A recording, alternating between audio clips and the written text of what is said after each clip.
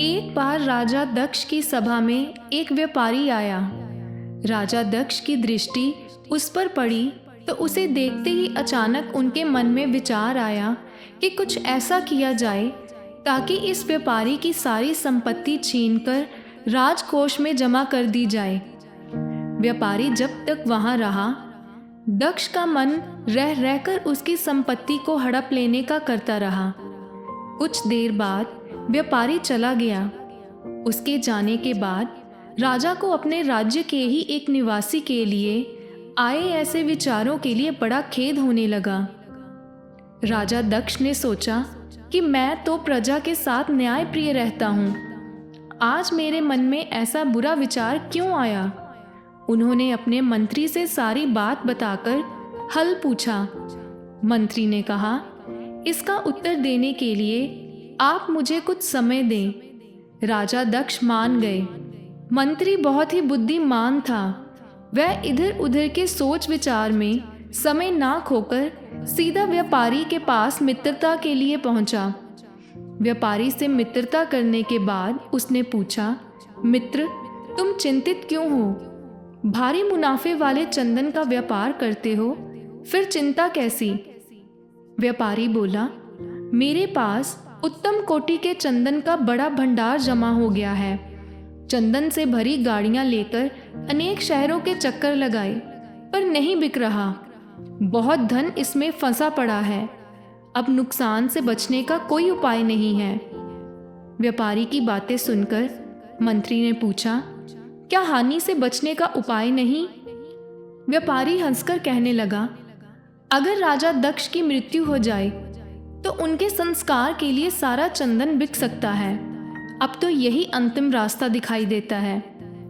व्यापारी की इस बात से मंत्री को राजा के उस प्रश्न का उत्तर मिल चुका था जो उन्होंने व्यापारी के बारे में पूछा था। मंत्री ने कहा, तुम आज से रोजाना राजा के भोजन पकाने के लिए 40 किलो चंदन राज रसोई भेज दिया करो। पैसे उसी समय मिल जाएंगे। व्यापारी यह सुनकर बड़ा खुश हुआ। रोजाना और नगद चंदन बिक्री से तो उसकी समस्या ही दूर हो जाने वाली थी। वह मन ही मन राजा की लंबी उम्र होने की कामना करने लगा ताकि राजा की रसोई के लिए चंदन लंबे समय तक बिकता रहे। एक दिन राजा अपनी सभा में बैठे थे। वह व्यापारी दोबारा राजा के दर्शनों को वहां आया। उसे देखकर राजा के मन में विचार आया कि यह कितना आकर्षक व्यक्ति है। इसे कुछ पुरस्कार के रूप में अवश्य दिया जाना चाहिए। राजा ने मंत्री से कहा, यह व्यापारी पहली बार आया था तो उस दिन मेरे मन में कुछ बुरे विचार आए थे और मैंने तुमसे प्रश्न किया था।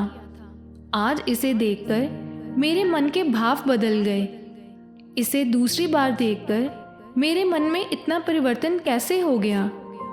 मंत्री ने उत्तर देते हुए कहा, महाराज, मैं आपके दोनों ही प्रश्नों का उत्तर आज दे रहा हूं। यह जब पहली बार आया था तब यह आपकी मृत्यु की कामना रखता था। अब यह आपके लंबे जीवन की कामना करता रहता है। इसलिए आपके मन में इसके प्रति दो तरह की भावनाओं ने जन्म लिया है। जैसी भावना अपनी होती है वैसा ही प्रतिबिंब दूसरे के मन पर पड़ने लगता है। दोस्तों, यह एक मनोवैज्ञानिक सत्य है।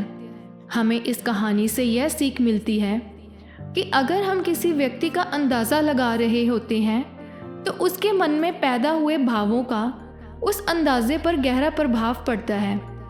इसलिए जब भी किसी से मिले तो एक सकारात्मक सोच के साथ ही मिले ताकि आपके शरीर से सकारात्मक ऊर्जा निकले और वह व्यक्ति उस सकारात्मक ऊर्जा से प्रभावित होकर आसानी से आपके पक्ष में विचार करने के लिए प्रेरित हो सके, क्योंकि जैसी दृष्टि होगी वैसी सृष्टि होगी।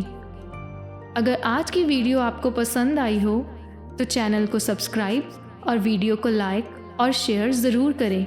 धन्यवाद।